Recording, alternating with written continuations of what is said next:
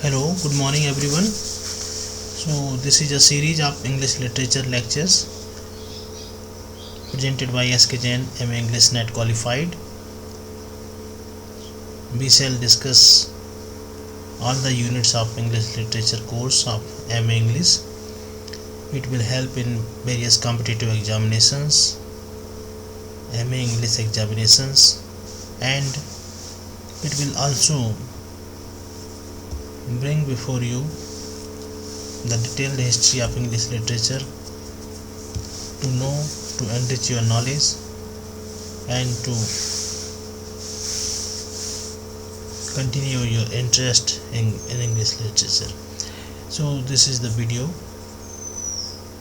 English literature unit 1 part 1, mystery plays, miracle plays, morality plays. The beginning. When we start reading English literature, we come across major poets and authors. When we go in deep and have some more knowledge, we come to know about literary genres and literary form and history of English literature and language. Norman Conquest. Norman Conquest has been a very great event in the history of English literature which affected many things. When William, Duke of Normandy, belonging to northern French region, attacked England and won the Battle of Hastings, October 14, 1066, it resulted ultimately in profound political, administrative and social changes in British Isles. Language. The English language that is spoken today is the direct result of 1066 Norman Conquest. It was an event that transformed the English language forever. For over 300 years, French was the language of power spoken by royalty, aristocrats and high-powered officials. During this time, thousands of French words entered the English language. The replacement language was usually Latin, though often duplicated in French. One of the most obvious effects of the conquest was the production of Anglo-Norman, a northern dialect of Old French, as the language of the ruling classes in England.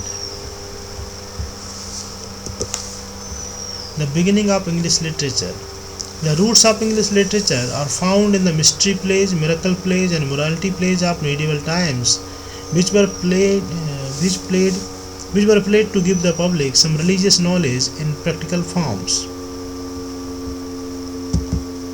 Mystery plays. We will first discuss about mystery plays. So mystery plays were based on the stories taken from the Bible. In these plays, the abstract concepts like sin, virtue, patience, etc. were given human forms and were placed as characters. Each play had 4 or 5 different scenes or acts. The priests and monks played the roles of actors. Each scene or act was performed at a different place in town, and the people moved from one stage to the next to watch the play. The play usually ended outside the church so that the people would go to church and hear a sermon after watching the play. Miracle plays. Miracle plays are also one of the types of plays played during medieval times. The miracle plays were also a form of medieval drama that came from dramatization of the liturgy of the Roman Catholic Church. It developed from the 10th to 16th century, reaching its height in 15th century. Earlier, the clergy used to perform in these plays, but the Papal Edict in 1210 forbade the clergy to act on a public stage, so the supervision and control of presenting these plays reached in the hands of the town guilds, and many other changes came. The vernacular language replaced Latin, and scenes were inserted that were not from the Bible. The characterization and detail became more important. Lasting from sunrise to sunset, the plays were based on scriptures from the creation to the second coming and on the lives of the saints. The plays were arranged in cycles and were performed on church festive days. So we shall read the major cycles, the major English cycles of these plays. The major English cycles were York Plays 1430 to 1440 containing 48 plays. The Townley or Wakefield Plays 1450 in Yorkshire. The Coventry Plays 1468 and the Chester Plays 1475 to 1500. The miracle plays were about the life, actions and martyrdom of a saint, usually about the actions that made that person a saint. The focus of these plays was on Saint Nicholas and Saint Mary. These plays tell the intervention by the saints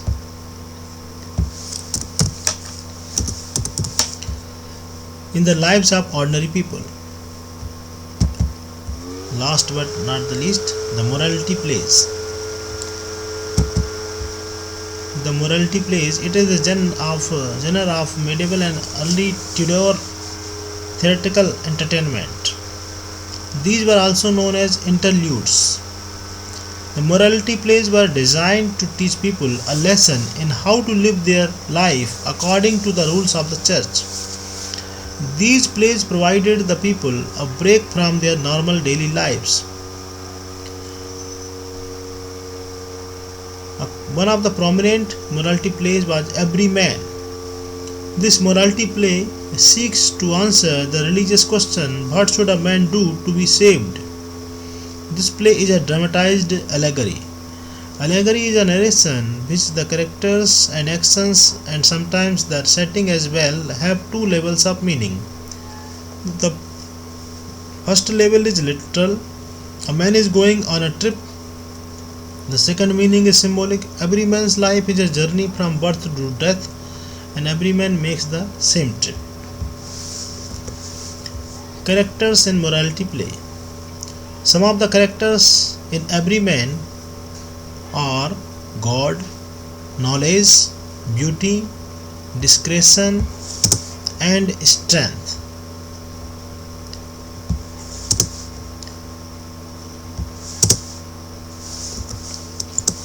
The message of the play is that God is believing that people on earth are too focused on wealth and worldly possessions, sends death to every man to remind him of God's power and the importance of upholding values.